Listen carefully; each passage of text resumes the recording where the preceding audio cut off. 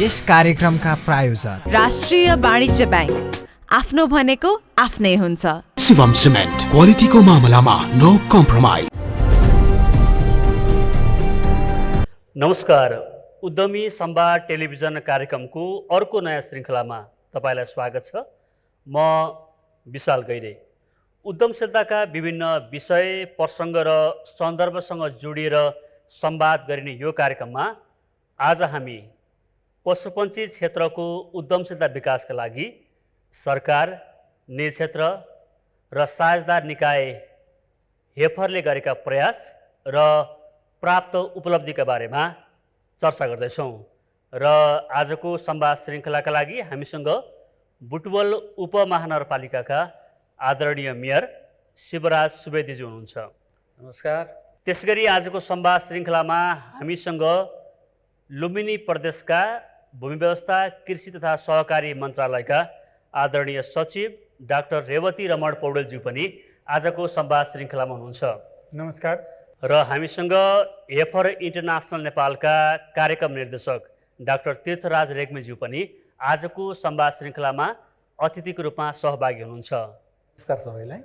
र त्यसै गरी पशुपन्छी क्षेत्रको उद्यमशीलतामा सक्रिय यस क्षेत्रका महिला उद्यमीज्यूहरू, युवा उद्यमीज्यूहरू, खास गरेर उद्यमी, व्यवसायी, उत्पादक किसान लगायत यो क्षेत्रसँग सरोकार राख्ने 30 भन्दा बढी सहभागीज्यू पनि आजको संवाद श्रृङ्खलामा हुनुहुन्छ। र म सहभागी र तिनैजना अतिथिज्यूहरूलाई कार्यक्रममा स्वागत गर्दै म कार्यक्रमको सुरुवात हाम्रो आदरणीय सचिवज्यूबाट गर्न चाहन्छु।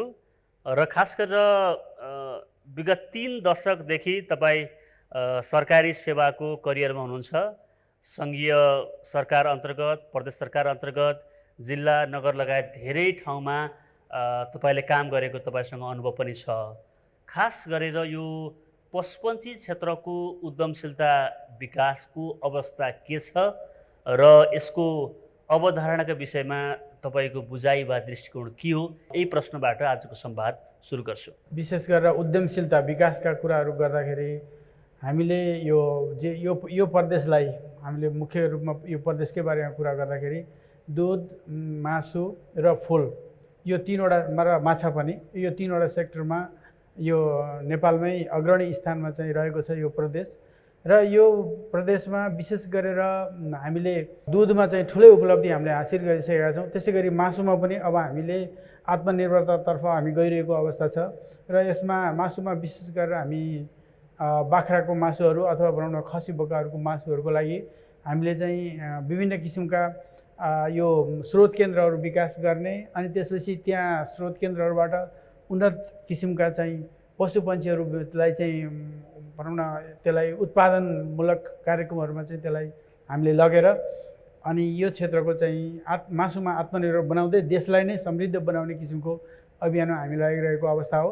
र यो कृषि क्षेत्रमा कुरा गर्दाखेरि हामीले अरू सेक्टरहरू भन्दा पनि यो पशुपन्छी क्षेत्र चाहिँ बढी आकर्षक, नाफामूलक र सबै चाहिँ पेसाहरू भनौँ न कृषि क्षेत्रका अरू सबै उत्पादनमूलक कार्यक्रमहरूभन्दा बढी फाइदाजनक भएको हुनाले धेरै किसानहरू यसमा आकर्षित हुनुहुन्छ र लागिरहनु भएको छ। धेरै मुनाफा पनि लिइरहनुको अवस्था छ। 2077 सालको असार 31 गते खास गरेर हामीले गाउँदेखि सहरलाई समेत जोड्ने गरी खास गरेर यो स्वच्छ मासु खान पाउने नागरिकको अधिकारलाई सुनिश्चित गर्नका लागि आधुनिक वधशालाको अवधारणा अगाडि बढायौँ र जस अन्तर्गत लुम्बिनी प्रदेश सरकार, बुटवल उपमहानगरपालिका र हेफर इन्टरनेसनल नेपालको समन्वयमा त्यो 2077 असार 31 गते शिलान्यास पनि भयो। यो कार्यक्रममा प्रदेश सरकारको सहभागिता, अपनत्व र यसको साझेदारी मोडेल कस्तो छ, म यही जिज्ञासा मेट्न चाहन्छु। वास्तवमा हामीले यो वधशाला जुन निर्माणको कुराहरू छ, यो साझेदारीमा हामीले विशेष गरेर नगरपालिकासँग साझेदारीमा चाहिँ यो हामीले कार्यक्रमहरू सञ्चालन गर्न गइरहेको अवस्था हो। र यसमा बढी सेयर चाहिँ प्रदेश सरकारको छ, तैपनि यसको अपनत्व, भोलि गएर यसलाई सञ्चालन गर्ने यसको सबै कुराहरूको जिम्मेवारी चाहिँ नगरपालिकाले नै रहन्छ। अहिलेको चाहिँ परिवेशमा विद्यमान नियम कानुन अनुसार पनि वधशाला सञ्चालन गर्ने चाहिँ पालिकाले नै हो। र यो सन्दर्भमा हामीले कमिटमेन्ट गरेका बजेटहरू जुन छन् त्यो कुराहरू हाम्रो तर्फबाट चाहिँ आइ नै हाल्छन् र अब अलिकति यो कामहरू चाहिँ थोरै ढिलो भएको अवस्था छ र अहिले यो मासुसँग सम्बन्धित ऐन र निर्देशिकाहरू पनि बनिसकेका छन्, यिनीहरू कार्यान्वयन पनि आइसकेको अवस्था छ। त्यो हिसाबले पनि अब हामी एउटा समृद्ध हामी नागरिक बन्नको लागि एउटा चाहिँ भनौँ न स्वस्थ र चाहिँ शुद्ध चाहिँ चिजहरू हामीले उपभोग गर्नको लागि पनि हामीले नियम कानुन अनुसार त्यसलाई उत्पादन गर्नुपर्ने हुन्छ र त्यसलाई प्रोडक्सन र मार्केटिङ पनि गर्नुपर्ने हुन्छ। अब हामीले जुन बधशालाहरू जुन लेभलको अहिले हामी स्थापना गर्न गइरहेका छौँ, यसलाई पहिलो चरणमा सम्पन्न गरेर अझ समृद्ध किसिमको चाहिँ भनौँ न हामीले अब अहिलेसम्म त खुल्ला नै मासुहरू खाने गरिरहेको हो, अब हामी प्याकेटको मासुहरू खाने गरी यो चाहिँ बधशालालाई चाहिँ अगाडि बढाउनुपर्छ भन्ने किसिमको कुरा। हस्, म सचिवज्यूसँग फेरि आउँछु। म महानगरपालिकाका मेयरज्यूतर्फ आउन चाहन्छु। हामीले यो आजभन्दा 2 वर्ष अगाडि उद्यमी संवादकै यो सेटमा चाहिँ हामीले यही आधुनिक बधशाला निर्माणसँग जोडिएर संवाद गरेका रहेछौँ र त्यो संवादमा मेयर साहबले खास गरेर यो प्रदेशको स्वच्छ यो नगरपालिकाभित्रको पब्लिकलाई टार्गेट गरेर हामीले यो एकदमै प्राथमिकताका साथ महानगरपालिकाले यो कार्यक्रमलाई अगाडि बढाएको छ र हामीले यो समयमै निर्माण सम्पन्न गरेर हामीले स्वच्छ मासु चाहिँ नगरवासीलाई खुवाउँछौँ भन्ने कमिटमेन्ट गर्नुभएको रहेछ। अब त्यो जुन विषय थियो 2 वर्ष अगाडिको, त्यो हामी जुन सुरुवाती चरणका सन्दर्भमा हामी संवाद गरेका थियौँ, यसको निर्माण प्रक्रिया कहाँसम्म पुग्यो र यो कहिलेसम्म सम्पन्न हुन्छ र नगरवासीले स्वच्छ मासु कहिलेबाट खान पाउँछन्, म यो जिज्ञासा मेट्न चाहन्छु। धन्यवाद विशालजी। तपाईँले ठिक भन्नुभयो। 2 वर्ष अगाडि मैले तपाईँले भनेका कुरा सँगसँगै अर्को कुरो पनि भनेको थिएँ। हामीले आधुनिक बधशाला सञ्चालनका लागि नेपालमै तत् विषयमा जानकारी राख्ने विज्ञ जनशक्तिको अभाव रहेछ। हामीलाई झन्डै 1 वर्ष त्यो विज्ञ जनशक्ति खोजेर त्यसमा हेपर इन्टरनेसनलले प्राविधिक सहयोग गर्यो। हामीले अन्तर्राष्ट्रिय रूपमा बाहिरबाट छिमेकी मुलुक भारतबाट समेत हेपरको सहयोगमा विज्ञहरूको सहयोग लिएर त्यसको चाहिँ डिजाइन, एस्टिमेट, स्पेसिफिकेसन र टेन्डर डकुमेन्ट बनाउनै हामीलाई झन्डै 1 वर्ष लाग्यो। यो बधशाला भनेको त मासु पाठशालै रहेछ। त्यसैले यसका निम्ति त्यो लाग्यो र हामीले अहिले तपाईँले भन्नुभयो 77 को चाहिँ असार 31 गते हाम्रो प्रदेशका मुख्यमन्त्रीज्यूको बाहुलीबाट हामीले शिलान्यास सुरु गऱ्यौँ। शिलान्यासपछि हामीले चाहिँ टेन्डर गरे अनुसार आउने मङ्सिरमा उहाँले सम्पन्नता दिने गरी हामीले कार्यादेश दियौँ।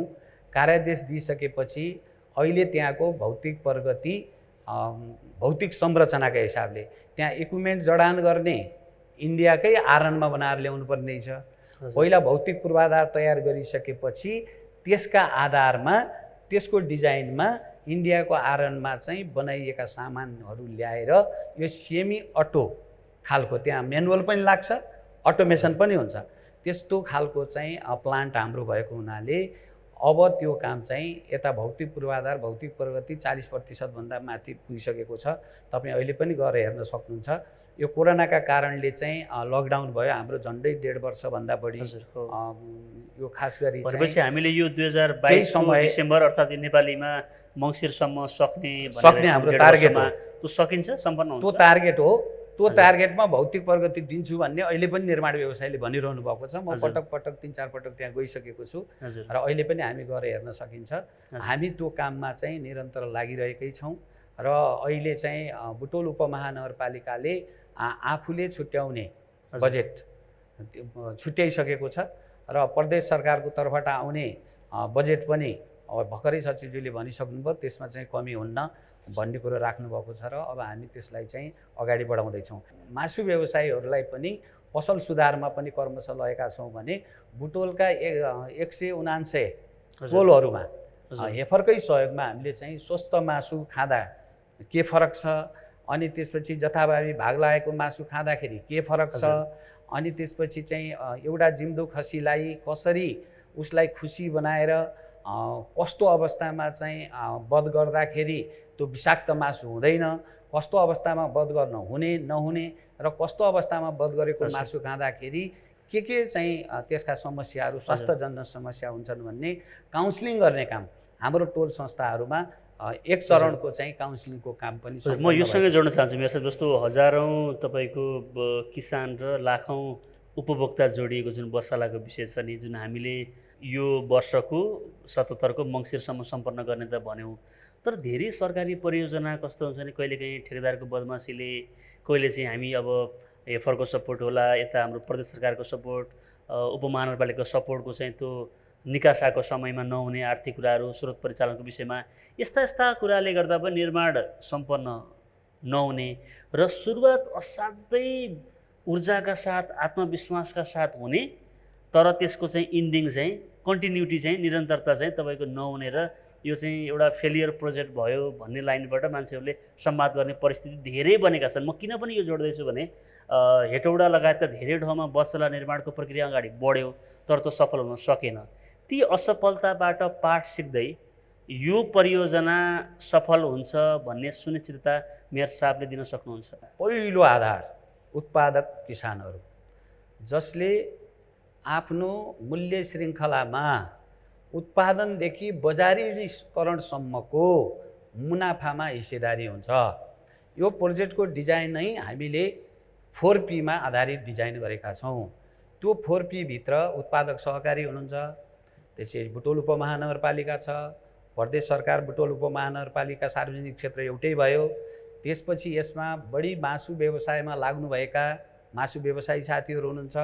त्यसमाथि पनि अझ हाम्रो प्रयास के छ भने मासु व्यवसायी साथीहरूको कम्पोनेन्टभित्र बढी मासु खपत गर्ने पर्यटन व्यवसायीहरू समेतलाई मासु व्यवसायी साथीहरूसँग हाम्रो कुराकानी भइराखेको छ, ल्याएर उत्पादनदेखि बजारीकरणसम्म र उपभोक्ताहरूको सचेतीकरण र जागरणसम्मको सबै यसका चाहिँ कम्पोनेन्टहरूमा चाहिँ सबैको हातेमालो र साझेदारी हुँदाखेरि यसको सफलताको आधार यही हो। भनेपछि यो परियोजनामा यो कार्यक्रममा खास गरेर यो उत्पादक किसान पनि सहभागी छ, मासु व्यवसाय गर्ने व्यवसाय पनि यसको स्टेक होल्डर छन्। त्यस कारणले गर्दा पनि यसको अपनत्व चाहिँ सबै सरकारवालाको भएको कारणले गर्दा यो कार्यक्रम सफल हुन्छ भन्न खोज्नुभयो हो भन्ने आधार यो। हस्, म धन्यवाद दिन चाहन्छु। म हाम्रो डाक्टर तीर्थराज रेग्मीज्यूतर्फ जान चाहन्छु। हेफर इन्टरनेसनलको कार्यक्रम निर्देशक हुनुहुन्छ। खास गरेर हेफर इन्टरनेसनल नेपालले सङ्घीय सरकार, प्रदेश सरकार र स्थानीय तहहरूसँगको कोलाबोरेसनमा विभिन्न कार्यक्रम सञ्चालन गरेको छ। नेपालमा विगत 25 वर्षदेखि खास गरेर साना किसान, महिला उद्यमी र उद्यम गर्न चाहने युवाहरूलाई लक्षित गरेर कार्यक्रम सञ्चालन गरेको छ। यिनै कार्यक्रमको विषयमा प्रश्न पार्नको लागि म आग्रह गर्छु। हेफर इन्टरनेसनल नेपाल आफ्नो स्थापना कालदेखि नै सरकारसँग साझेदारी गर्नुपर्छ भनेर लागिरहेको संस्था हो। तर जनतालाई केन्द्रबिन्दुमा राख्ने हो भने, साँच्चै हामीले राम्रो परिवर्तन, राम्रो रिजल्ट ल्याउन खोज्ने हो भने साझेदारी अत्यन्त महत्त्वपूर्ण कुरा हो र हामीले यसलाई प्राथमिकता दिँदै आएका छौँ। यो विकासको हरेक कुराको नेतृत्व गर्ने, त्यसको मूल प्रवाह भनेको फेरि पनि सरकार हो। सरकारसँग तालमेल नगरिकन काम गर्दाखेरिमा धेरै समस्या पनि आउँछन्। हामी हेफरको नेतृत्व त कुनै कालमा हामी सरकारमा काम गरेर आएका मान्छे पनि छौँ। त्यसले गर्दा सरकारले नेतृत्व नगरीसम्म, सरकारले यो काम गर्ने एउटा वातावरण सृजना नगरीसम्म नेपालमा भएका सबै एनजिओहरूलाई समन्वय गरेर आफ्ना सहयोगीको रूपमा परिचालन गर्दा जति परिवर्तन ल्याउन सकिन्छ, यसलाई छुट्टा छुट्टै काम गर्दा सकिँदैन भन्ने हाम्रो मान्यता रहेको छ। हजुर, त्यसैले हामीले यो सरकारसँगको साझेदारी यो केन्द्रीय स्तरमा, प्रदेश स्तरमा र स्थानीय स्तरमा गर्दै आएका छौँ र हाम्रो निकै राम्रो अनुभव छ। करिब 3 लाख परिवारमा हामीले काम गरेका छौँ। अहिले यो गएको 6 महिनाभित्र मात्रै हेऱ्यो भने यस्तो असहज स्थितिमा पनि हामीले 54,000 परिवारमा नयाँ परियोजना बनाएछौँ। त्यो हुनाले बढी परिवारमा पुग्ने हिसाबले अनि हाम्रा आफ्ना सबल पक्षहरू पनि भएको कारणले ती सबल पक्षहरूलाई मिलाएर कार्यक्रमको प्रभावकारिता बढाउने हिसाबले पनि यो साझेदारी आवश्यक छ। तेस्रो तपाईँले सुनिहाल्नुभयो सचिवजीको, मेयर साहबको कुरा पनि, कतिपय काम चाहिँ एक्लै गर्नै नसक्ने काम हुन्छ। उदाहरणको लागि यो मासु प्रशोधन केन्द्र अथवा बसशाला निर्माण चाहिँ नेपाल सरकारले धेरै पहिला नै प्रयास गरेको हो, नगरेको होइन। तर एक्लै काम गर्न खोज्दा ती सफल भएन। त्यो हुनाले कतिपय काम चाहिँ त्यो हामी मिलेर नगरेसम्म हुँदो रहेनछ। जस्तो बसशाला निर्माणकै विषयसँग जोड्न चाहन्छु। जस्तो मेयर साहब र सचिवजीले भनिसक्नुभयो कि यो अब आउने मङ्सिरमा चाहिँ यसलाई हामी निर्माण सम्पन्न गरेर यसलाई चाहिँ सञ्चालनको प्रक्रियामा लैजान्छौँ भनिसक्नु भएको छ। जस खास गरेर यो आधुनिक बसला निर्माण कार्य सम्पन्न भइसकेपछि हेफर इन्टरनेसनलको भूमिका यो कार्यक्रममा के रहन्छ? अब हाम्रो जिम्मेवारीको हिसाबले अहिलेभन्दा यो सञ्चालनको चरणमा बढी जिम्मेवारी छ, किनभने 100 भन्दा बढी त त्यहाँ कामदार चाहिँदो रहेछ, जनशक्ति चाहिँदो रहेछ। त्यो जनशक्ति विकास गर्नुपर्ने एउटा जिम्मेवारी छ। हामीले नेपालमा हुन्छ अथवा छिमेकी देशमा गएर हुन्छ, त्यो जनशक्ति विकास गर्नुपर्ने छ, त्यसमा हामी प्रतिबद्ध छौँ। त्यसै गरी यो मासुको वितरण प्रणाली, मासु त एकदम सफा भयो, तर वितरण प्रणाली चाहिँ भद्रगोल खालको अव्यवस्थित खालको भयो भने फेरि त्यसले पनि काम गर्दैन। त्यसो हुनाले त्यो खालको चाहिँ आधुनिक खालको वितरण प्रणाली र मिट आउटलेटहरू खास गरेर यो मासु बिक्री स्थलहरूलाई चाहिँ सुधार गर्दै जानुपर्ने पनि छ। तेस्रो चाहिँ यो सबै कुरा भयो, तर उपभोक्ताले त्यो चेतना हामीले उपभोक्तामा ल्याउन सकेनौँ भने फेरि पनि त्यो मासु खपत हुँदैन। त्यो हुनाले उपभोक्ताको बिचमा चेतना ल्याउनु पर्ने कारण पनि छ, त्यो पनि आवश्यकता छ। त्यस कारणले हामीले चाहिँ यो निर्माण फेजदेखि यो खास गरेर सञ्चालनको फेज, सञ्चालन पनि जब कम्पनीले यसलाई सञ्चालन गर्छ र ढुक्क भएर हामी एक्लै सञ्चालन गर्न सक्छौँ, अब चाहिँ त्यति ठुलो समस्या छैन भन्ने अवस्थासम्म हामीले सहयोग गर्नेछौँ। हजुर, जस्तो मेयर साहबले अघि भने जस्तै जुन पिपी मोडलको कुराहरू आयो नि, त्यो कारणले गर्दा पनि यो कार्यक्रम सफल हुन्छ भन्ने धारणा हो। म यसलाई दोहोऱ्याउनै चाहन्छु। हजुर, हामीले अहिले 4P यो पब्लिक प्राइभेट प्रोड्युसर पार्टनरसिप भनेर सरकार, निजी क्षेत्र र उत्पादकको साझेदारीमा यो कार्यक्रम सञ्चालन गर्न खोजिरहेछौँ। यसको मोडालिटी के हो भने सरकारले बनायो, मासु व्यवसायीले त्यहाँको मासु बेच्नु भएन भने बत्साला चल्दैन।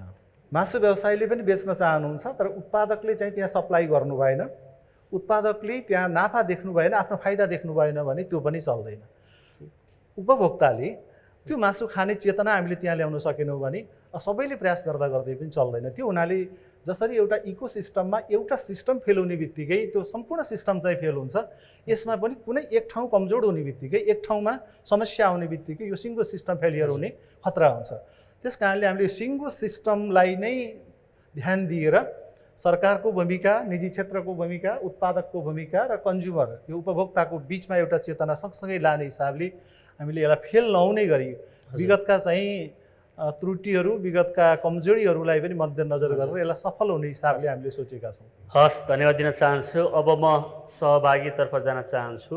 र बत्साला सञ्चालन गरिरहँदा भोलि यी व्यवसायी सबै विस्थापित भएर जो उद्योगमा संलग्न हुन सक्दैन, त्यो विस्थापित हुने परिस्थिति र यसमा संलग्न करिब हामीसँग आबद्ध भएका 700 जति र रूपन्देही जिल्लाभरि करिब 1500 जति व्यवसायी हुनुहुन्छ। उहाँहरूलाई यसले विस्थापित गर्दैन, यसले आधुनिकीकरण गर्दै लान्छ भनेर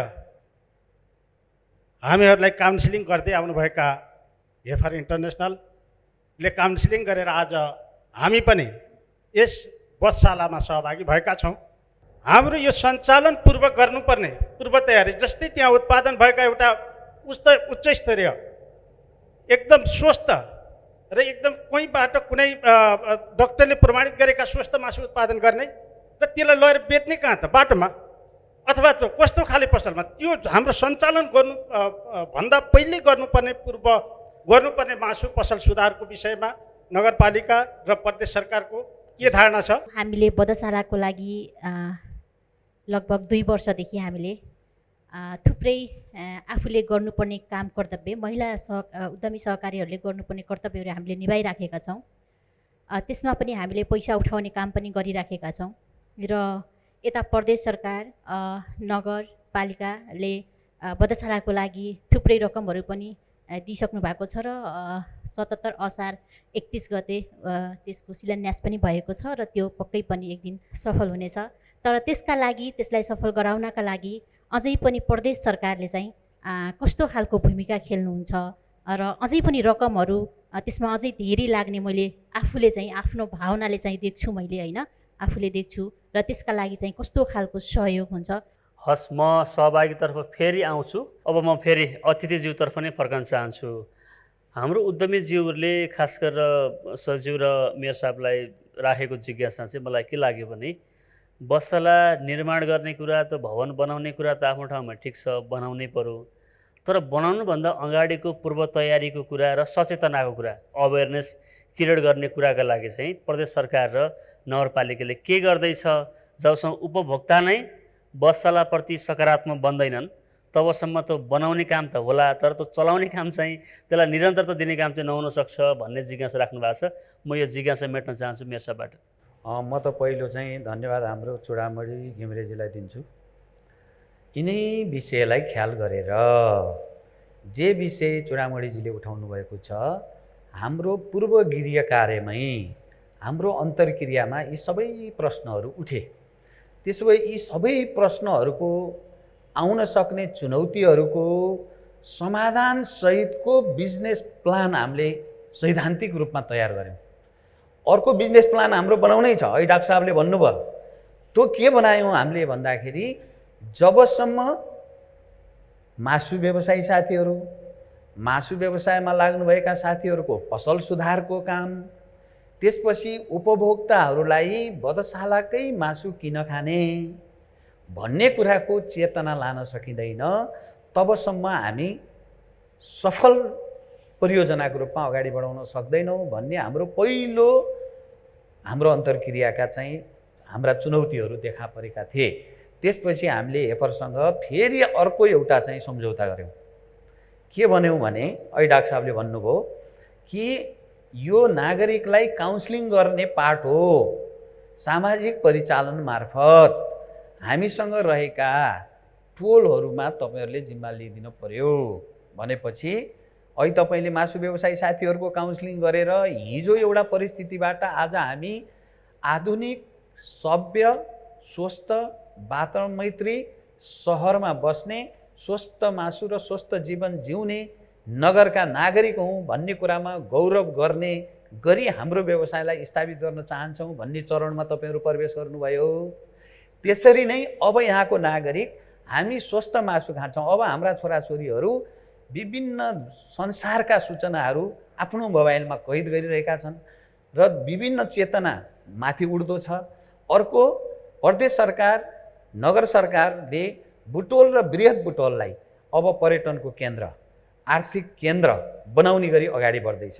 अहिले कोरोना कहरका कारणले एकछिन हामीलाई केही अप्ठ्यारो जस्तो महसुस भयो होला, तर अस्ति म अर्थमन्त्रीज्यूसँग बसेका थिएँ। मासु बेच्ने कुराको त तपाईँले चिन्तै नगर्नुहोस् रेवद्रमण सर, चिन्तै नगर्नुहोस्, मासु त बिक्छ, पुर्याउन सकिन्छ कि सकिन्न त्यो सानो फ्याक्ट्रीबाट भन्दै हुनुहुन्थ्यो। यस्ता सोच पनि आएका छन्, सकारात्मक सोचहरू। र हाम्रो पेरिफेरीमा स्टार होटलहरू, 7 स्टार होटलहरू, 5 स्टार होटलहरू, स्टार 7+ स्टार होटलहरू पनि क्रमशः स्थापित हुँदैछन्। र मैले चाहिँ सङ्घीय सरकारलाई पनि म प्रदेश सरकार मार्फत अनुरोध गर्न चाहन्छु, हामीले एउटा क्वारेन्टाइन नीतिमा एउटा मात्रै नीति बदल्दाखेरि यहाँ कायापलट हुनेवाला छ।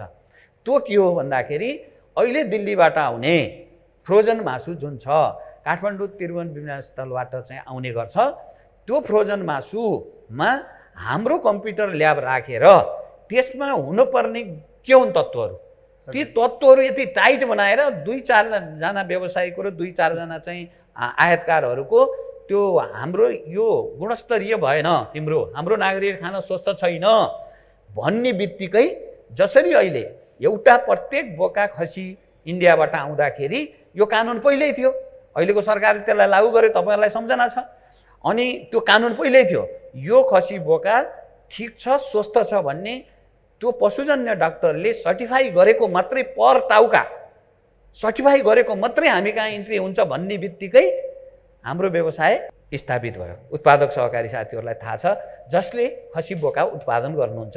त्यो एउटा निर्णयलाई कार्यान्वयन गर्दाखेरि झन्डै अस्ति डाक्टर साहबले भन्नुहुन्थ्यो अरबौँको आयात हामीले प्रतिस्थापन गर्न सक्यौँ भनेदेखि यी कुराले अब हाम्रो व्यवसायको उज्यालो भविष्य छ।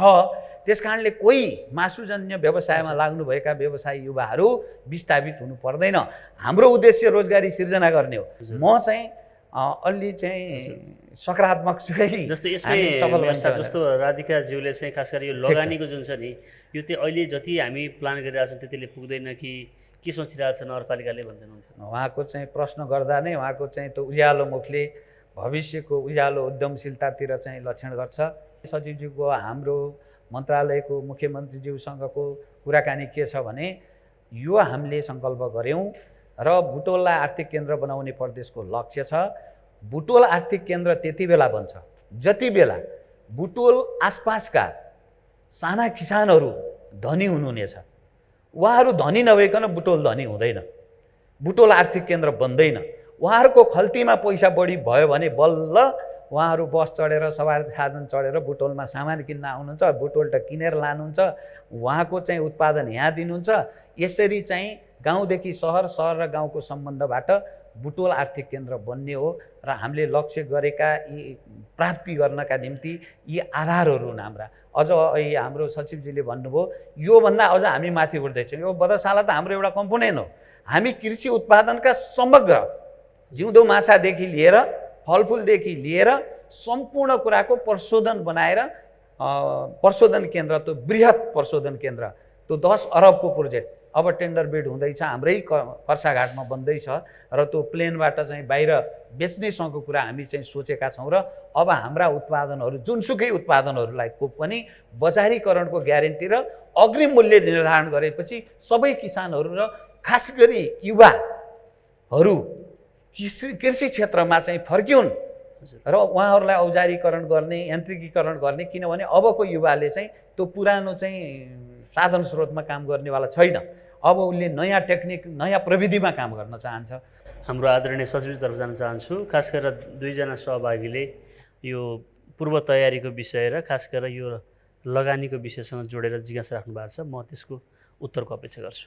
एकदम जायज कुराहरू छन्। वास्तवमा हामीले अब हाम्रा उत्पादनहरूलाई विशिष्टीकृत गर्दैछौँ र हाम्रो खानेबानी, हामी अलिकति देश विदेश पनि घुमेका मान्छेहरू छौँ र देश विदेशमा के भइरहेछ, कसो भइरहेछ भन्ने कुराहरूको जानकारी पनि हाम्रै हातमा आइसकेको छ। भनिसकेपछि अब हाम्रो मासुहरू स्ट्याम्पिङ हुन्छ, त्यहाँ अब कहिले काटेको के हो भनेर सोधिरहनु पनि परेन। त्यहाँ डेटले चाहिँ त्यहाँ स्ट्याम्पिङ गरे हुन्छ, प्याकेटिङमा स्ट्याम्पिङ गरेको हुन्छ, मासुमा स्ट्याम्पिङ गरे हुन्छ र त्यो एकदम स्वच्छ सफा तरिकाले, शुद्ध तरिकाले चाहिँ त्यसलाई उत्पादन गरिएको हुन्छ। भनेपछि अब हामी सबै नियम कानुनले पनि त्यही गर्नु भनिरहेछ र त्यो नियम कानुन पनि हामी लागू गर्ने चाहिँ भनौँ न लागू गर्नै रहेका छौँ, त्यसलाई क्रमशः लागू गरिरहेछौँ र हामीले चाहिँ शुद्ध तरिकाले उत्पादन भएको एकातिर छ र अर्कोतिर चाहिँ अलिकति चाहिँ भनौँ न अब हामीलाई चाहिँ श्रद्धा नलाग्ने किसिमले उत्पादन भइरहेछ भनेपछि त अब हामी त पक्कै पनि परिष्कृत उन्नत तरिका चाहिँ प्रविधितिर नै हामी जान्छौँ। यो आवश्यकता पुरा गर्नको लागि जे जति स्रोत साधनहरू चाहिँ आवश्यक पर्छ त्यो त हामीले जुटाउनै पर्छ। कुनै एउटा प्रायोरिटीको आधारमा कुनै एउटा कम प्रायोरिटी दिनुपर्ने कार्यक्रमलाई छुट्याएर भए पनि हामी बसला निर्माणको लागि यदि रकम अभाव भएको खण्डमा प्रदेश सरकारले पनि आफ्नो तपाईँको भूमिका र लगानी गर्न तयार गर्नै पर्छ। किनभने अब यो एउटा चाहिँ हामी नमुनाको रूपमा हामी काम गर्दैछौँ र यो सफल भयो भने क्रमशः हामीले यस्ता बधशालाहरू यो प्रदेशमा नेपालगञ्जमा पनि बनाउनु पर्नेछ र त्यसपछि आएर दाङमा पनि बनाउनु पर्नेछ, अलिकति त्यो मार्केट सेन्टरको र पपुलेसनको हबको हिसाबले। हस्, धन्यवाद दिन चाहन्छु। म अब हाम्रो एफर इन्टरनेसनल नेपालका कार्यक्रम निर्देशक डाक्टर तीर्थराज रेग्मीज्यूतर्फ जान चाहन्छु। अहिले हामी यो बधशाला र पशुपन्छी क्षेत्रका उद्यमीहरूलाई कसरी अपनत्व दिलाउन सकिन्छ भन्ने सन्दर्भसँग संवाद गर्दैछौँ र खास गरेर एफर इन्टरनेसनल नेपालले यो लुम्बिनी प्रदेश लगायत अन्य 5वटा सहरमा यो बधशाला निर्माणको काम अगाडि बढाएको छ। प्रदेश नम्बर 1 देखि लिएर अन्य प्रदेशहरूमा सञ्चार गरेको छ। ठ्याक्कै सिधा भाषामा, बुझिने भाषामा बधशाला निर्माण गरिसकेपछि उत्पादकलाई, उपभोक्तालाई र तपाईँको बिजनेस गर्ने अथवा उद्यम गर्ने उद्यमीलाई के फाइदा हुन्छ बुदागत रूपमा बताउन आग्रह गर्छु। पहिलो कुरा, जो उत्पादक हुनुहुन्छ उत्पादकलाई के फाइदा त भन्दा अहिले उत्पादकले उत्पादन गरेको चिजको उचित मूल्य नपाउने अवस्था छ। हाम्रो एउटा व्यावहारिक अध्ययनले के देखायो भने हामीले आफै के भोग्यौँ भने जोखेर बेच्दा मात्रै दूरदराजका कृषकहरूले खसी बोकामा 20 देखि 35% बढी मूल्य पाउनु हुँदो रहेछ। यसले चाहिँ उत्पादकको एउटा बजारको सुनिश्चितता गर्नेछ, एउटा पहिलो काम, त्यो पनि उचित मूल्यसहितको। त्यसबाहेक अहिले पनि हामीले सबैले भन्यौँ, मेरो साहबले सचिवजीले नि भन्नुभयो, यसको सञ्चालक उत्पादकहरू र मासु व्यवसायीहरू हुनुहुन्छ भनेपछि एउटा चाहिँ बजार सुनिश्चित भयो, फेयर उचित मूल्य पनि भयो। त्यसबाहेक बधशालाबाट भएको आम्दानी त्यसको ठुलो हिस्सा, प्रमुख हिस्सा फेरि पनि उत्पादककोमा फर्केर जाने भयो। साना किसानहरू, साना जग्गा जमिन धेरै नभएका कृषकहरूलाई उत्पादनले मात्रै पुग्दो रहेनछ, उत्पादन पछि उपभोक्ताकोमा जाने बेलासम्म चाहिँ उत्पादकको पहुँच भएन भने जीवन चल्ने, गुजारा चल्ने किसिमको आम्दानी हुन सक्दो रहेछ। त्यो हुनाले एउटा हामी जुन उत्पादनमा मात्रै सीमित हुनु पर्थ्यो भने यसबाट आएको मुनाफा फेरि फर्केर जाने भयो। यो निकै नौलो मोडल छ। एउटा फाइदा उत्पादकलाई, मासु व्यवसायीलाई साथीहरूले एकदम ठिक भन्नुभयो, यो कसैले चाहिँ गुमाउने, कसैले फाइदा गर्ने यो मोडल होइन। यस्तो मोडल चल्दैन वास्तवमा। मासु व्यवसायीले गुमाउनु भयो, उहाँहरू विस्थापित हुनु पऱ्यो भने किन चल्छ? चल्दैन नि, उहाँहरूले सहयोग गर्नुहुन्न। र उपभोक्तासँग प्रत्यक्ष रूपमा चाहिँ सम्पर्क हुने त अझ मासु व्यवसायी साथीहरूको हो। त्यो चेतना फैलाउन पनि उहाँको ठुलो भूमिका हुन्छ।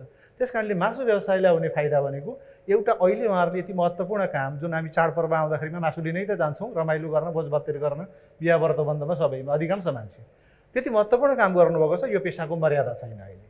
यसले पहिलो त उहाँहरूलाई यो पेसालाई मर्यादित बनाउनेछ।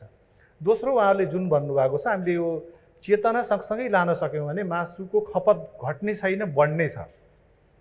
त्यसो हुनाले यो मर्यादा र त्यस उद्योगबाट, मासुजन्य उद्योगबाट, बधशालाबाट आएको मुनाफा फेरि मासु व्यवसायिकामा पनि जानेछ भनेर दुई थरी फाइदा हुने भयो उहाँहरूलाई पनि। एउटा चाहिँ आफूले त्यहाँबाट त्यो एकदम सर्टिफाइड प्रमाणित खालको मासु ल्याउनुहुन्छ, बेच्नुहुन्छ, त्यो फाइदा भयो। अर्को चाहिँ त्यो कम्पनीले गरेको नाफा पनि उहाँहरूलाई जाने भयो। जहाँसम्म उपभोक्ताको फाइदाको कुरा गर्नु, अहिले पनि एकदम महत्त्वपूर्ण कुरा गर्नुभयो साथीहरूले। यो के रहेछ भन्नु होला भने संसारभरि हेऱ्यो भने अहिले मान्छेमा आउने 70% रोग चाहिँ यो पशुको स्रोतबाट आउँदो रहेछन्। भनेपछि यो पशुजन्य पदार्थ मान्छेको अब महत्त्वपूर्ण एउटा खाद्य वस्तु पनि हो। यो मानसिक विकास, शारीरिक विकासको हिसाबले, अरू हाम्रा राम रमाइलोको हिसाबले, खुसियालीको हिसाबले पनि यसलाई हामीले छोड्न पनि सक्दैनौँ, छोड्न हुने स्थिति पनि छैन। एनिमल प्रोटिन चाहिँ बच्चाको चाहिँ सानो उमेरमा चाहिँ एनिमल प्रोटिनको कमी भयो भने उसको बौद्धिक क्षमता नै कमजोर हुँदै जाँदो रहेछ। यो त महत्त्वपूर्ण कुरा हो। तर सँगसँगै हामीले यसलाई व्यवस्थित गर्न सकेनौँ भने यो चुनौतीपूर्ण पनि छ। त्यो हुनाले उपभोक्ताले यदि साँच्चै यो सबै कुरा हामीले बुझाउन सक्यौँ भने उपभोक्तालाई एउटा स्वच्छ मासु ढुक्कसँग खाने, त्यसबाट थुप्रै रोगहरू अहिले फैलिएको होला, अब यो लेखाजोखा पनि छैन होला, त्यस्ता रोगहरूबाट मुक्त हुने एउटा अवस्था हुने हो। त्यसका निम्ति हामीले अहिले पनि आएको थियो उपभोक्तालाई कसरी सचेतना जगाउने भन्दा मेयर साहबकै सल्लाहमा हामीले बुटवलमा टोल विकास संस्थाहरू छन्, थुप्रै 100 रहेछन्। ती टोल विकास संस्थालाई चेतना अहिले हामीले फैलाइरहेका छौँ। हस्, म योसँग जोड्न चाहन्छु। जस्तो अब एफर इन्टरनेसनल नेपालले खास गरेर स्थानीय तह र प्रदेश सरकार र सङ्घीय सरकारसँग पनि कोलाबोरेसन गरेर धेरै कार्यक्रमहरू सञ्चालन गरेको छ। तपाईँहरूले सङ्घीय सरकार, प्रदेश, तिनै तहका सरकारसँग काम गर्नुभएको छ। यसरी काम गर्दाखेरिको अनुभव के छ? यो धेरै कुरा व्यक्तिमा पनि भर पर्दो रहेछ। हजुर, नेपाल सरकारमा यो आफ्नो कार्यकालमा अहिले मैले देखिरहेको छु, प्रदेश सरकारमा, बुटवल उपमहानगरमा पनि आफ्नो कार्यकालमा चाहिँ केही देखाएर जाउँ, मिलेर केही काम राम्रो देखाएर जाउँ, जसले गर्दा पछि पनि जनताले सम्झिउन्, त्यहाँका बासिन्दाले सम्झिउन् भन्ने त्यस्तो भावना भएका सरकारी कर्मचारी पनि हुनुहुन्छ। त्यो फेरि पनि त्यस्तो खालको भावना भएको मान्छे हुने भने काम गर्न केही गाह्रो छैन। तर जनताको जीवन जेसुकै भए पनि मलाई आफूलाई केन्द्रित गरेर हेर्न थालियो भने समस्या हुन्छ। यो सरकारको मात्रै नभएर सबैको। तर मैले अहिले पनि भने कि जेसुकै हुँदा पनि फेरि पनि त्यो नेतृत्व गर्ने निकाय त सरकार हो नि। हामीले एक्लै काम गर्दाखेरिमा एकदमै राम्रो काम गऱ्यौँ भने पनि सिङ्गो सिस्टममा हामीले त्यसलाई समाहित गर्न सकिएन भने त्यो देशभरि त फैलँदैन। सरकारसँग मिलेर काम गर्दा यदि हामीले राम्रो काम गऱ्यौँ भने त्यो देशव्यापी रूपमा धेरै ठाउँमा त्यो फैलाउन सकिन्छ, धेरै मान्छेलाई लाभान्वित गराउन सकिन्छ। म अब सहभागीज्यूतर्फ आउन चाहन्छु। जब मेहडो र एफर इन्टरनेसनल नेपाल आयो तब मेरो मनमा चाहिँ खुसी नै खुसी छायो। मैले चाहिँ म उद्यमी नै हो, अनि म सहकारीको सचिव पनि हो, सचिवको भूमिका पनि निभाएकै छु मैले। हामीले दुध क्षेत्रमा काम गर्छौँ। हामी व्यवसायलाई एकदम हानि पारेको छ। हेर्नु, कोभिडको कारणले गर्दाखेरि पोहोर हामीले कोभिडको राहत पाएका थियौँ। अहिले पनि त कोभिडको राहत पाएको भए किसानलाई केही सहज हुन्थ्यो कि? अनेक बच्चाला 2077 3 महिना 31 गते जुन शिलान्यास भयो त्यो कति अगाडि बढिराखेको छ। हाम्रो दिदीबहिनीहरूले सेयर उठाएर हामीलाई हस्तान्तरण गर्नुभयो, हामीले पनि कम्पनीको लागि हस्तान्तरण गरियो। उहाँहरूले हामीलाई बारम्बार प्रश्न गर्नुहुन्छ, म्याडम यो बच्चालाई कहिले सञ्चालन हुन्छ, कहिले कम्प्लिट हुन्छ र हामीले त्यसबाट फाइदा कहिले लिने। खै त हामीले पोहोर गएको साधारण सभामा हाम्रो सहकारी संस्थाबाट बोनस वितरण गर्दा उहाँहरूले जुन सेयर हान्नु भएको थियो बच्चालामा, त्यसको पनि केही पाइन्छ कि म्याडम भनेर प्रश्नहरू गर्न थालिसक्नु भएको छ। छोटो छ प्रश्न मेयर साहबलाई। मेयर साहबले भन्नुभएको छ मासु निर्देशिका लागू हुन्छ, कहिलेदेखि लागू हुन्छ, बस्ताला बनिसकेपछि या अगाडि? अनि एउटा चाहिँ अर्को प्रश्न छ हाम्रो सचिवज्यूलाई। सचिवज्यूले भन्नुभएको छ लुम्बिनी प्रदेश माछा मासु अन्डा र दुधमा आत्मनिर्भर छ। आत्मनिर्भर छ लुम्बिनी प्रदेश, तर लुम्बिनी प्रदेशमा युवा सहभागिता, युवा उद्यमीको लागि लुम्बिनी प्रदेश सरकारबाट के कस्ता योजनाहरू छन् त? हामीले चाहिँ सहकारी मार्फत 1500 देखि 200वटा खसी बोका व्यवसाय गर्छौँ, खरिद बिक्री। उत्पादक गर्ने कृषकहरूलाई उहाँलाई कस्तो भूमिका छ सरकारमध्ये होइन, उत्पादन गर्ने किसानहरूलाई? बस्ताला 40% मात्रै अहिले सम्पन्न भएको छ। अहिले हाम्रो अध्यक्षज्यूले पनि कुरा राख्नु भएको थियो, समूहको हाम्रो जुन सेयर सदस्य दिदीबहिनीले बारम्बार हामीलाई झकझकै राख्नु भएको छ। अब यो बस्तालामा हेफर इन्टरनेसनल नेपालको सहयोग कहिलेसम्म रहन्छ? अनि अर्को कुरा जस्तै अब अहिले त आदरणीय सरहरू हुनुहुन्छ, यो बस्ताला बन्नलाई अलि ढिला गऱ्यो भने हजुरहरूको ठाउँमा अर्को मान्छे आउनुभयो भने त्यति बेला त उहाँहरूले त सबै कुरा त थाहा छैन उहाँहरूलाई। उहाँहरूले फेरि नयाँबाट सिर्जना गर्दाखेरि त्यो बस्ताला कतै धाराशायी त हुने होइन। हस्, धन्यवाद दिन चाहन्छु। अब म अतिथिज्यूतर्फ आउन चाहन्छु र म सचिवज्यूतर्फ आउन चाहन्छु। खास गरेर यो बस्तालाको विषय हामी सुरुदेखि नै संवाद गर्दैछौँ र उठिरहेको छ। बस्ताला निर्माणले कहिलेसम्म मूर्त रूप लिन्छ, यिनै प्रश्नहरूको पेरिफेरीमा रहेर जवाफको अपेक्षा गर्छु। किसानलाई उद्यमी बनाउनको लागि विभिन्न कृषि पशुपालन क्षेत्रमा उद्यमी बनाउनलाई धेरै किसिमका कार्यक्रमहरू ल्याएका छौँ। जस्तै कुनै भनौँ न युवा अथवा कृषि क्षेत्रमा लागेका चाहिँ साथीहरूलाई भनौँ न उहाँहरूसँग जग्गा छैन भने हामी अरूको जग्गा करार गर्नको लागि पनि हामीले चाहिँ त्यस्तो कार्यक्रमहरू लिएर आएका छौँ। जोसँग भूमिहीन हुनुहुन्छ अथवा चाहिँ थोरै जग्गा छ, धेरै 10औँ बिघा जग्गामा चाहिँ उहाँहरू खेती गर्न चाहनुहुन्छ भने त्यो जग्गामा पूर्वाधार विकास गर्ने र अनि त्यसपछि आएर त्यहाँ पूर्वाधार भन्नाले जस्तो अब खोर बनाउनु पऱ्यो भने पनि त्यो पूर्वाधारमै आउँछ। अथवा घाँस खेती गर्नु पऱ्यो, त्यहाँ चाहिँ सिँचाइ छैन, त्यहाँ चाहिँ भनौँ न अब स्यालो ट्युबवेल डिप ट्युबवेलहरू गाड्नु पऱ्यो, त्यो पूर्वाधार विकास गर्ने र अनि त्यसपछि आएर जग्गा भाडामा लिने यो कुराहरूमा चाहिँ हाम्रो तर्फबाट सहयोग छ। यसै गरी तपाईँहरूलाई चाहिँ भनौँ न त्यो व्यवसाय गर्नको लागि चाहिँ ऋण छैन, ऋण चाहियो भने ब्याङ्कसँग हामीले सहुलियत 0% ब्याजदेखि लिएर 5% ब्याजसम्ममा हामीले चाहिँ त्यो कार्यक्रमहरू पनि लिएर आएका छौँ सहुलियत। यसै गरी सहकारीमा आबद्ध हुने युवाहरूलाई चाहिँ हामीले सहकारी विकास कोष मार्फत पनि फेरि छुट्टै सहुलियत चाहिँ कर्जाको कार्यक्रम पनि लिएर आएका छौँ। ब्याङ्क मार्फत एक किसिमको छ, एउटा चाहिँ फेरि सहकारी मार्फत पनि छ। र यसै गरी हाम्रो यो कृषि कर्मी जस्तो अब तपाईँ उद्यमी हुनुहुन्छ, सबै काम तपाईँले आफैले गर्न भ्याउनु भएको छैन, तपाईँले लेबरहरू राख्नु पऱ्यो। त्यो लेबरहरूको सामाजिक सुरक्षाको चाहिँ ग्यारेन्टी पनि हामीले गरेका छौँ। सामाजिक सुरक्षा कोषमा चाहिँ उहाँहरू जम्मा गरिदिएपछि उहाँहरूको 60 वर्ष उमेर पुगिसकेपछि उहाँहरू पेन्सन हुने गरी जसरी कर्मचारीको पेन्सन हुन्छ त्यसरी नै पेन्सन हुने किसिमको चाहिँ कार्यक्रमहरू पनि हामीले कार्यक्रमहरू लिएर आएका छौँ। र यसै गरी अर्को हाम्रो चाहिँ यो मिसन प्रोग्रामहरू भनेर कुनै एउटा स्पेसल गाउँहरूमा स्पेसल ठाउँहरूमा 25 जना 30 जना किसानहरूलाई आबद्ध गरेर उहाँहरू विशेष किसिमको चाहिँ व्यवसाय सञ्चालन गर्न चाहनुहुन्छ भने त्यो कार्यक्रमहरू पनि हामीले लिएर आएका छौँ। यसै गरी अब यो रोड कोरिडोरका कार्यक्रमहरू छन्, रोडको चाहिँ दायाँ र बायाँमा अलिकति चाहिँ भनौँ न त्यसलाई त्यहाँ भएको उत्पादनलाई बजारसम्म लान सकिने गरी हामीले चाहिँ त्यस्ता कार्यक्रमहरू डिजाइन गरेर आइरहेका छौँ।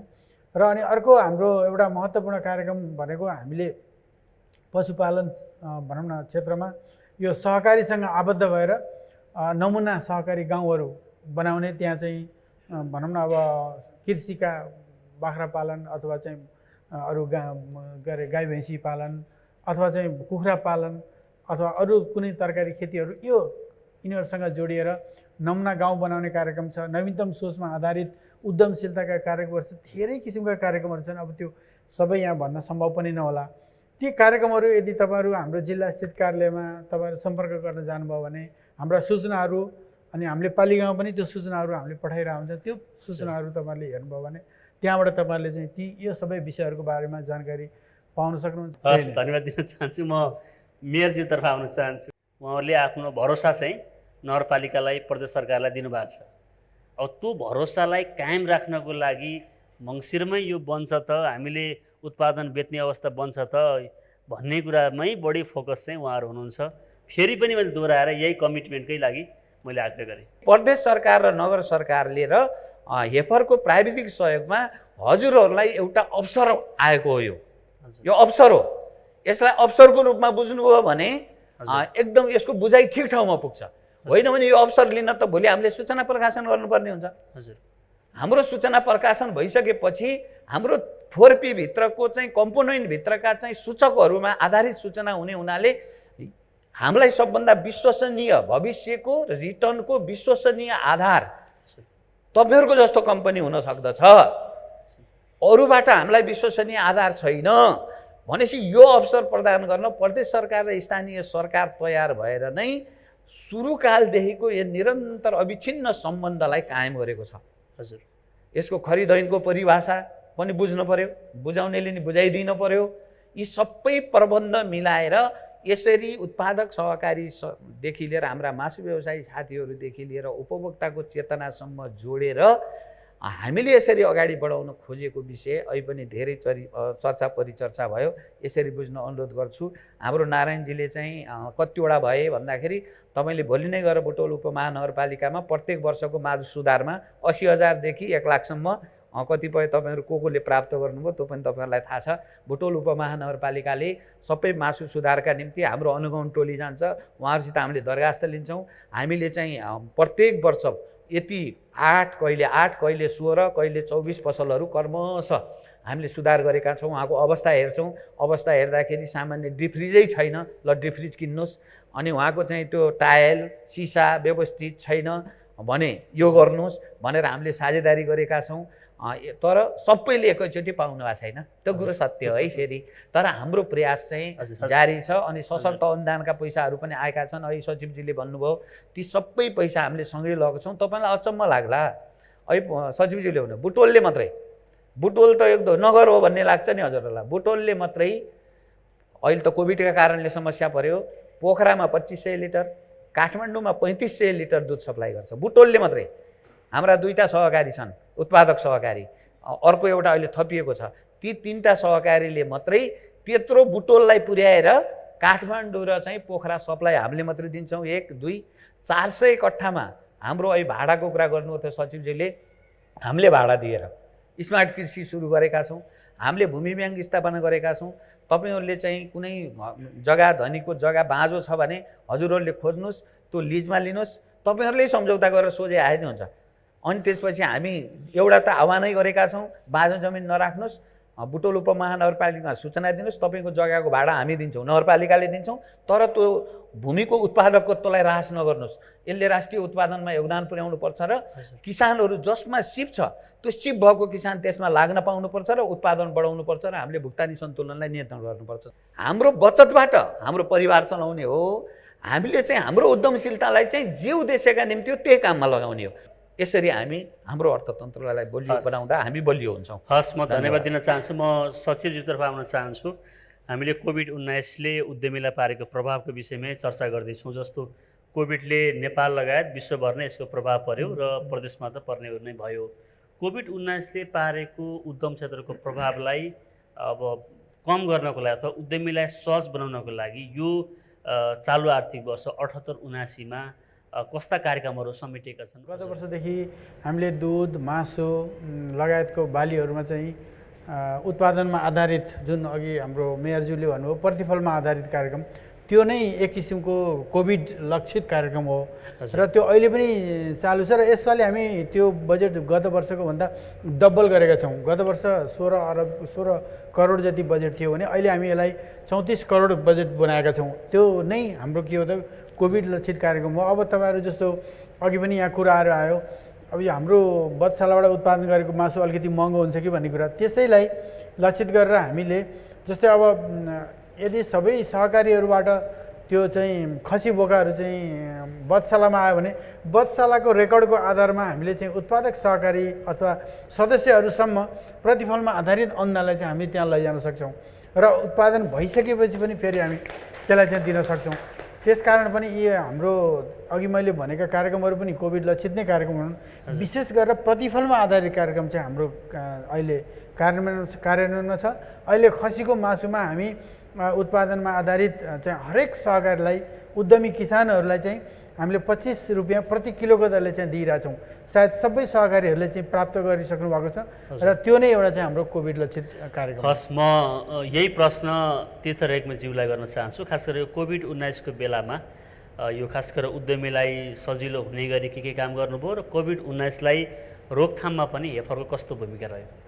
धन्यवाद विशालजी। म यो प्रश्नभन्दा अगाडि अहिले हेफरसँग सम्बन्धित पनि कुरा उठाउनु भएको थियो ताराजीले, शारदाजी, नारायणजी र लक्ष्मीजी, चारैजनाले हामीसँग पनि सम्बन्धित थियो। म पहिला त्यसलाई एड्रेस गरेँ। पहिला त म तपाईँहरूको चेतनालाई सम्मान गर्छु। निकै महत्त्वपूर्ण कुरा उठाउनु भएको छ। यो मूलत हेफरले एउटा परियोजना छन्जेल सहयोग गर्ला, यो कम्प्लिट नहुँदै बिचमा छोडिदियो भने के होला भन्ने खालको सरोकार उठाउनु भएको छ। हिजो यही खालको कुरा माननीय मुख्यमन्त्रीजीले नै उठाउनु भएको थियो। उहाँले यो रकम छुट्याउने क्रममा हेफरले सञ्चालनको चरणमा पनि सहयोग गर्छ भन्ने भरोसा दिलाएको हुनाले हामीले सहयोग गरेका हौँ। यो लास्टसम्म हेफरको सहयोग रहोस् भन्ने कुरा मुख्यमन्त्रीज्यूको, मन्त्रीज्यूको, सचिवज्यूको, मेयर साहबको सबैको छ। त्यसमा हामी गम्भीर छौँ। हेफरको लिडरसिप नेपालमा मात्र होइन, जुन हाम्रो हेडक्वार्टरमा पनि यसमा गम्भीर छ। यो परियोजना सकिँदैमा हेफरले यसलाई अत्कल्चो छोडेर जाने छैन, म तपाईँहरूलाई विश्वास दिलाउन चाहन्छु। र खास गरेर अहिले अब करोडौँ पैसा जम्मा भएको छ, त्यसको ब्याज आएको छैन, तपाईँहरूलाई प्रेसर छ, हामीलाई त्यो पनि थाहा छ। र अहिले मेयर साहबले एकदम महत्त्वपूर्ण कुरा भन्नुभयो कि यो एउटा त मुनाफाको कुरा हो, अर्को चाहिँ यो तपाईँहरू यो देशभरिको नेतृत्व गर्ने, नेतृत्वदायी भूमिका खेल्ने एउटा अवसर पनि हो। मानौ यो उद्योग चाहिँ तपाईँहरूले सञ्चालन गरेर सफल भयो भने त देशभरका दिदीबहिनीहरू, दाजुभाइहरूलाई हेर्न आउने थलो त यो बन्छ। गाउँका उत्पादकहरूले चलाएको कृषिजन्य उद्योग सफल हुँदो रहेछ, अन्त सफल नभएको पनि भन्ने सन्देश त जान्छ। त्यो हिसाबले एउटा आर्थिक पक्ष हो, एउटा हाम्रो आत्मसम्मानको, हाम्रो इज्जत प्रतिष्ठाको कुरा पनि हो। यसमा नआत्तिनु होला। जसमा विशालजीले चाहिँ कोभिडसँग सम्बन्धित कुरा गर्नुभएको छ। हेफर मूलत राहतमा काम गर्ने संस्था होइन विगतमा, तर हामीले अब भूकम्पको बेला, त्यसपछि विभिन्न बाढी पहिरोको बेला पनि सहयोग गऱ्यौँ। खास गरेर यो मान्छेको जीवनस्तर खस्किसकेपछि हामीले एक ठाउँमा लगेको परिवारको स्थिति फेरि खस्किसकेपछि त्यहाँ त ल्याउनुपर्छ भन्ने हिसाबले अहिले हेऱ्यो भने हेफरले ठुलै सहयोग गर्यो भन्छु मैले। 10 करोड 30 लाख रुपियाँ हामीले काम गरेका कार्यक्षेत्रका स्थानीय सरकारलाई यो स्वास्थ्य प्रणालीलाई सबल बनाउनका निमित्त सहयोग गर्यो। मलाई लाग्छ हामी हजुरहरूले सबैले आफ्नो क्षेत्रमा केही न केही सहयोग पाउनुभयो। 10 करोड 30 लाख बराबरको स्वास्थ्य सिस्टमलाई सबलीकरण गर्नका निमित्त, खास गरेर दुध र तरकारी जुन चाहिँ बिग्रिहाल्छ, समयमा बेच्न नपाउँदाखेरि जान्छ, त्यो बेच्न नपाएको स्थिति देखेपछि हामीले केही खालका यो ढुवानी सेवा, अहिले हामीले कृषि एम्बुलेन्स भन्ने गरेका छौँ, त्यो त्यस्ता खालका साधनहरू हामीले सहयोग गऱ्यौँ भने कमसेकम त्यो उत्पादन उपभोक्ताकामा पुग्छ र कमसेकम बिक्री हुनसक्छ भनेर 28 वटा त्यस्ता साना खालका ढुवानी साधनहरू, यो बोलेरो जिपहरू पुरै हाम्रो सहयोग त होइन, सहकारीको आधा 50%, हेफरको 50%मा हामीले सहयोग गऱ्यौँ। त्यसले एउटा बजारीकरणलाई चाहिँ निकै ठुलो सहयोग गरेको, कतिपय ठाउँमा त हामीले सहयोग गरेको त्यो ढुवानी सेवाले मात्रै त्यो साधनले नपुगेर भाडामा लिएर पनि चलाएको पनि हामीले पायौँ। यो हिसाबले स्वास्थ्य प्रणाली मात्रै होइन, अहिले यो बजारीकरणलाई पनि हामीले आफ्नो हिसाबले सहयोग गरेका छौँ। र भविष्यमा जहाँ हजुरहरूले उत्पादन गर्नुहुन्छ र बेच्ने चिज हुन्छ त्यस्तो ठाउँमा बिस्तारै हामीले धेरै सहकारीमा चाहिँ त्यस्ता साधनहरू उपलब्ध गराउने योजनामा छौँ। हस्, हामी कार्यक्रमको अन्त्यमा छौँ। म अन्त्यमा एउटा प्रश्न राख्न चाहन्छु। खास गरी गाउँमा बस्ने किसानले उत्पादन गरेको चिज भनेको निर्भरताको लागि, जीविकाका लागि, आफ्नो परिवारलाई पुग्ने खालको, किनभने किसानको वर्गीकरणको प्रक्रिया पनि हामी कहाँ अलिकति कम छ। एउटा बाख्रा पाल्ने पनि किसान, 100 वटा बाख्रा पाल्ने पनि किसान भन्ने परिस्थिति पनि छ।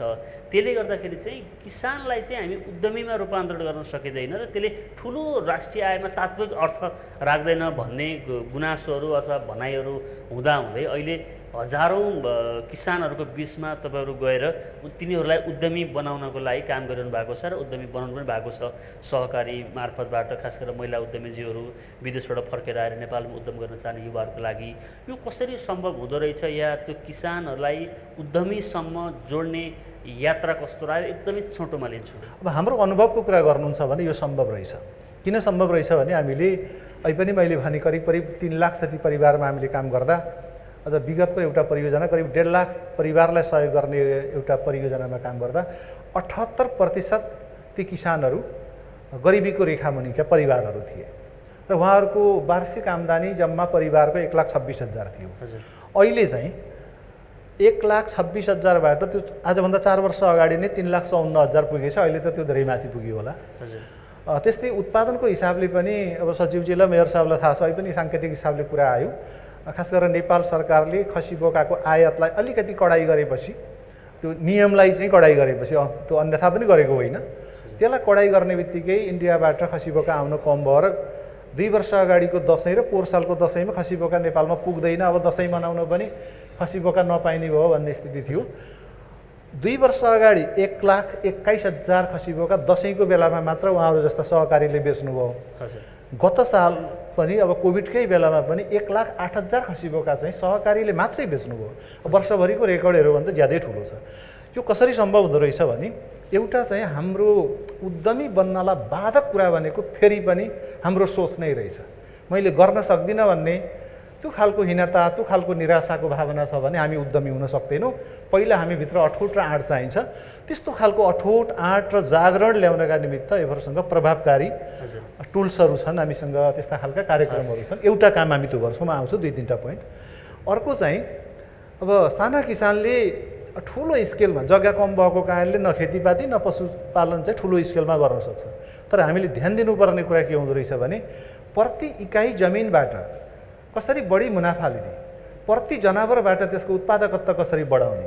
अहिले गाउँमा गएर हेर्नुभयो भने 30-40 बाख्रा चाहिँ भद्रगोल किसिमले अव्यवस्थित किसिमले पालेको भन्दा 10वटा माउ बाख्रा पालेको परिवारले चाहिँ बढी आम्दानी लिएको अवस्था छ। त्यो खालको प्रविधिको एक खालको हामीले लाने कुरा, प्रविधिलाई लाने कुरा, प्राविधिक सहयोगलाई प्याकेजमा लाने कुरा अर्को महत्त्वपूर्ण कुरा रहेछ। तेस्रो चाहिँ गरिब किसानलाई यो डिमान्ड ड्रिभन, अब मागमा आधारित कि कसैलाई समस्या पर्यो, समस्या परेको कारणले एउटा डक्टर बोलायो, कृषिको विशेषज्ञ बोलायो भने त्यो गरिब किसानले सेवा पाउन सक्दैन, किनभने उसले त्यो पे नै गर्न सक्दैन। अनि जानी मान्छेलाई पनि त्यस्तो सेवा दिएर साध्य हुँदैन। म अलिकति टाइमले यो महत्त्वपूर्ण कुरा उठाउनु भएको छ। त्यस्तो बेला एउटा गरिब किसानले एउटा बाख्रा बिरामी भयो भने त डक्टर बोलाउनै सक्दैन। खेतीमा रोग लाग्यो भने विशेषज्ञ बोलाउनलाई फिस तिरेर उसले बोलाउन सक्दैन। मैले भन्न खोजेको तेस्रो चाहिँ मान्छेलाई सङ्गठित गर्ने, सामूहिक किसिमले चाहिँ सर्भिस लिने, प्राविधिक सेवा पनि सामूहिक हिसाबले लिने, अनि बजारीकरण पनि सामूहिक हिसाबले गर्ने, त्यो किसिमको कुरा हामीले गरेका छौँ। जागरण ल्याउने, प्राविधिक सेवालाई प्रभावकारी बनाएर उत्पादकत्व बढाउने, अनि सामूहिकीकरण गरेर सामूहिक हिसाबले उत्पादन र बजारीकरणका काम गर्ने। चौथो चाहिँ मैले अहिले पनि भने उत्पादनमा मात्र सीमित गऱ्यौँ भने फेरि पनि आम्दानी बढ्दैन, उद्यम बढ्न सक्दैन। हामीले यो बजारसम्म लाने, बजारीकरण गर्ने कुरा। र अर्को पाँचौँ चाहिँ एउटा चरणमा चाहिँ हामीले सहयोग गरेका कुराले सानसानो कुरामा चित्त बुझ्दो रहेछ। जब मान्छेको अलिकति हिम्मत बढ्छ, म व्यवसाय अलिक ठुलो हुन्छु भन्ने हुन्छ, त्यो बेला पुँजीको अभावहरूको समस्या रहेछ। अहिले हामीले पुँजी जोड्ने कुरा गरिरहेछौँ। मैले 6 अरबभन्दा बढी, अहिले त बढी भयो होला, अलिक केही महिना अगाडिको 6 अरब जति पैसा सहकारी मार्फत बिना धितो बिजनेस प्लान बनाएर 10 लाखसम्म बिना धितो है, त्यसभन्दा माथि चाहिँ धितोवाला हो।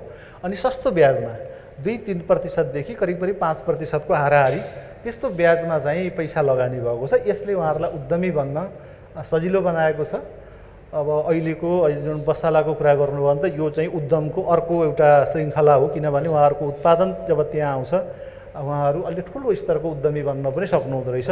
म के भन्न चाहन्छु भने यो तपाईँको कार्यक्रम मार्फत हामी साना किसानलाई उद्यमी बनाउन सक्छौँ, तर त्यसका निमित्त चाहिँ फरक खालको अप्रोच चाहिन्छ। फरक खालको अप्रोचमा गयौँ भने यो सम्भव छ। हस्, धन्यवाद दिन चाहन्छु। हामी कार्यक्रमको अन्तिममा छौँ। मेयर साहबतर्फ आउन चाहन्छु। यति बेला नेपाल टेलिभिजन हेरेर बस्ने किसान, उद्यमी दर्शकहरूलाई के भन्न चाहनुहुन्छ छोटोमा? धन्यवाद। म यो कार्यक्रम मार्फत धेरै यहाँ उद्यमी सहकारी कर्मी महिला साथीहरू पनि हुनुहुन्छ, उहाँहरू मार्फत के अनुरोध गर्न चाहन्छु भने अहिले हामी उत्पादन, व्यावसायिकता, उद्यम मार्फत स्वरोजगारी, रोजगारी सिर्जना गरेर आफ्नै मुलुकको कच्चा पदार्थमा आधारित लघु उद्यम मार्फत हामी राष्ट्रिय अर्थतन्त्रलाई बलियो बनाउन सक्दछौँ र हामी आफ्नो उत्पादनमा आधारित क्षेत्रहरूमा आत्मनिर्भर हुन सक्दछौँ र अबको विश्व भनेको अन्तर्निर्भरको विश्व हो। हिजो हामी आत्मनिर्भरको धेरै कुरा गर्थ्यौँ, कतिपय कुराहरू हामी कहाँ उत्पादन हुँदैन, हामीले लिन बाध्य हुन्छौँ। त्यस्ता विषयहरूमा चाहिँ हाम्रो उत्पादनले चाहिँ सन्तुलन कायम गर्ने अहिलेको बेला हो। त्यसो भएर त्यो उद्देश्यलाई अर्जुन दृष्टिमा राखेर सिङ्गो तिनै तहका सरकारहरू आफ्ना कार्यक्रमहरूको समन्वयात्मक प्रयासमा हामी छौँ। त्यसमा हातेमालो गरेर सहकारीको माध्यमबाट सहकारी, सार्वजनिक क्षेत्र र निजी क्षेत्र तीनटा आर्थिक खम्बाको आधार स्तम्भ मानेर हामी निजी क्षेत्रको पुँजी पनि यसमा लगाउन चाहन्छौँ। नागरिकका आधारभूत सेवाका विषयहरूमा राज्यले प्राथमिक क्रममा राख्ने, अरू व्यावसायिक र स्वरोजगार र रोजगारी क्षेत्रहरूमा निजी क्षेत्र, सरकारी क्षेत्र र सरकारको चाहिँ 3P को अवधारणामा चाहिँ सार्वजनिक निजी साझेदारीको हिसाबले अगाडि बढेर हामी सफलता चुम्न सक्छौँ भन्ने उद्देश्य छ। त्यसमा हामी सबै सहभागी बनौँ र भविष्य उज्यालो छ, नेपालको भविष्य उज्यालो छ र खुसी नेपाली र समृद्ध नेपाल बनाउने अभियानमा जुटौँ, यही अपिल आह्वान गर्न दिन चाहन्छु। म सजितर जान चाहन्छु। यति बेला टेलिभिजनहरू बस्ने दर्शकहरूलाई छोटोमा के भन्न चाहन्छु? म चाहिँ के भन्छु भने हामीसँग अवसर छ, किनभने हामी सारा अघि पनि भन्यौँ हामीले यति अरब आयात गऱ्यौँ, यो मासु आयात गर्छौँ, अन्डा आयात गर्छौँ अथवा चाहिँ दुध आयात गर्छौँ भनेर भनिरहँदा यी सबै चिजहरू उत्पादन गर्ने अवसर हामीसँग छ र यसको लागि प्रदेश सरकारसँग एकदमै नवीनतम किसिमका कार्यक्रमहरू हामीले ल्याएका छौँ। यी कार्यक्रमहरू तपाईँहरूको पहुँचमा पुगुन् र यो कार्यक्रमबाट तपाईँले चाहिँ आफ्नो आय स्तरलाई चाहिँ समृद्ध गराउने किसिमका चाहिँ अवसरमा चाहिँ तपाईँले चाहिँ परिणत गर्नुभयो भने पक्कै पनि तपाईँहरूले हाम्रो चाहिँ प्रदेश सरकारका विभिन्न कार्यक्रमहरूबाट चाहिँ फाइदा लिएर तपाईँ सफल उद्यमी बन्न सक्नुहुन्छ। यही सन्देश चाहिँ मैले तपाईँलाई दिन्छु। समय र संवादको लागि म तीनैजना अतिथिज्यू र सहभागी सबै उद्यमीजीलाई धेरै धेरै धन्यवाद दिन चाहन्छु। आजको उद्यमी संवादको बहसमा हामीले पशुपन्छीजन्य क्षेत्रको उद्यमशीलताको विकासका लागि सरकार, निजी क्षेत्र र साझेदार निकाय, हेफर लगायतको भूमिका र उपलब्धि के रह्यो भन्ने विषयमा संवाद गऱ्यौँ। हजारौँ किसान, उद्यमी र लाखौँ उपभोक्ता जोडिने पशुपन्छी क्षेत्रको उद्यमशीलताको विकास गर्न सकेमा राष्ट्रिय आयमा पनि वृद्धि हुन सक्ने आजको संवादमा हामीले छलफल गऱ्यौँ। आजको संवाद श्रृङ्खला तपाईँलाई कस्तो लाग्यो? सल्लाह, सुझाव र प्रतिक्रियाका लागि स्क्रिनमा दिएको इमेल र फोनमा तपाईँ प्रतिक्रिया दिन सक्नुहुन्छ। तपाईँ यो कार्यक्रम नेपाल टेलिभिजनको अनलाइन संस्करण र विशाल मिडिया ग्रुपको फेसबुक, ट्विटर, युट्युब र इन्स्टाग्राममा गएर पनि खोज्न र हेर्न सक्नुहुन्छ। आजको संवाद सकियो। अर्को हप्ता अर्को कुनै विषयका साथ आउनेछौँ। तबसम्मको लागि बिदा दिनुहोस्। तपाईँको यो साता शुभ रहोस्। नमस्ते।